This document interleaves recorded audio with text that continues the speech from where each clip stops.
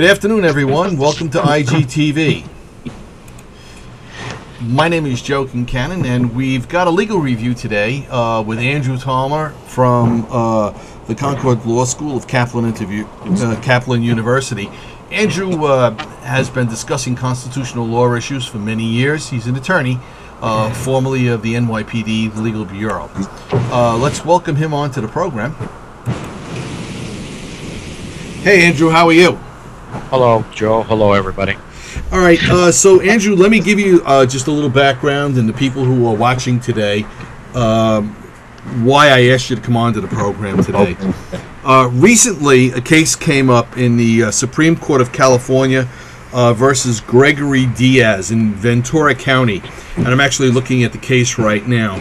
I just want to give people just a light overview on this. Obviously, I'm not an attorney, and I don't play one on TV. All right, but here's basically what happened. Detectives or police officers out in the street, they had a case going on. They make an arrest. They secure the prisoner, and then they search a car afterwards, and they come up with a cell phone. The cell phone itself is searched. Inside the cell phone, there is a text message application, and inside that application there's a text message folder. They were allowed to get inside that folder. Now, I may have screwed that up a little bit in its circumstances. They may have taken the phone off him directly. All right, but in neither case, these detectives were able to get into the cell phone itself. Now, Andrew, you and I have been discussing search and seizure for quite some time. All right, and I am by and large not the subject matter expert here, but I would think that you are in many ways.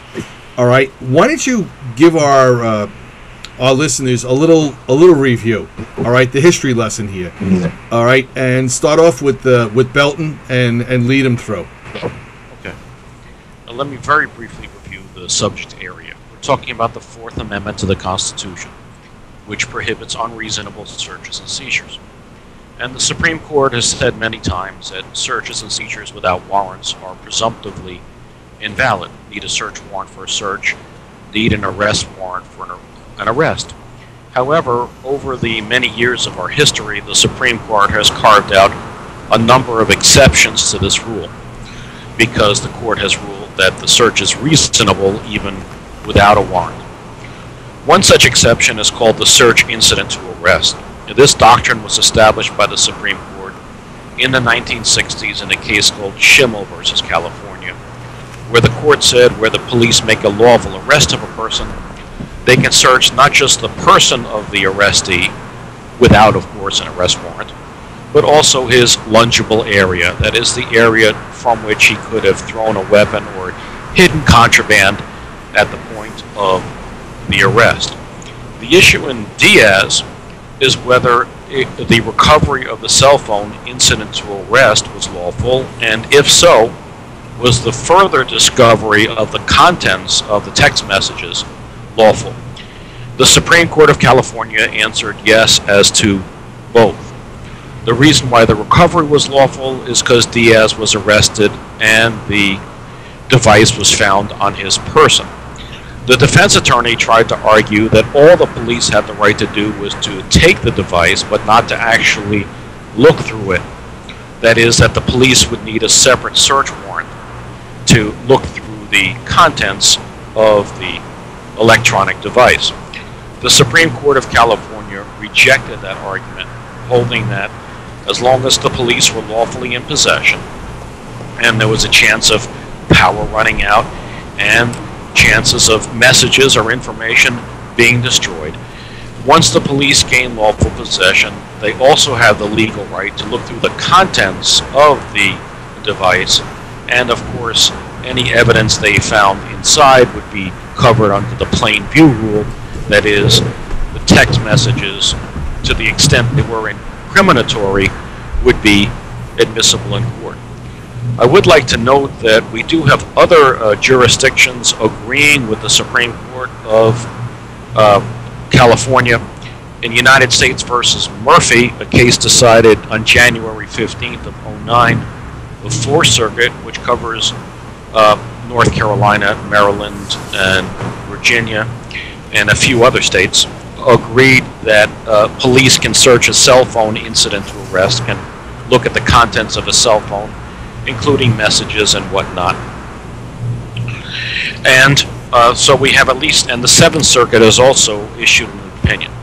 The problem is that where Joe sits in the First Circuit, to my knowledge, we don't have an opinion on point, or the Second Circuit, which also covers the New York area, we don't have either. So, although Murphy and Diaz are both very good cases for law enforcement, I'd like to add a gentle disclaimer that the U.S. Supreme Court has not considered the issue yet, and so what's law in the state of California and in Virginia and North Carolina may, when the case ultimately gets litigated up to the Supremes, may turn out to be reversed. So it's good case law, but just take it with a slight grain of salt until we have a final decision from the U.S. Supreme Court.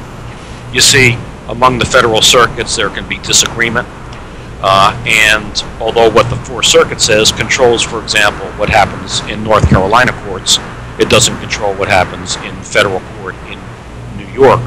So where there's a disagreement of opinion in the circuits, oftentimes the U.S. Supreme Court is forced to resolve that difference by deciding the case. So if Diaz appeals or if Murphy appeals and the Supreme Court decides to hear the case, we'll get definitive word on whether a search incident 2 is valid in your jurisdiction. But Joe, did you want to shift to the Belton and Gant cases now, or should we talk a little bit more about Diaz? Well, no, Andrew. I think what you've done is you've kind of laid it out nicely. All right, and you've corrected some of the areas where I went a little off. I appreciate that. All right, that's very good for our members to know. I think our members really need to know that just the discussion of a cell phone. All right, don't think that this trumps a PDA or a smartphone, all right? Because once you start opening the door here, I think you're opening the door all the way. And the significance of being able to search that phone, and then not just what appears on the face of the phone, let's say if you turn it on, but searching through the phone and then into folders within the phone, within a specific application, that's different. It's vastly different, and considering that these smartphones are now mini computers, all right, does that, or could that pretend that you could search, into a network connection, or perhaps into a favorites folder, or perhaps into an internet history on the phone as well? All right, so all these are very thorny issues that need to be worked out. Andrew, if you could you back up just a little bit? And maybe this is a good time, before we get into this, let's take a commercial break here, all right? And when we come back with Andrew, I'm going to ask him to go into a little bit of the history here, and we'll start off with Belton. But we'll be back right after these messages.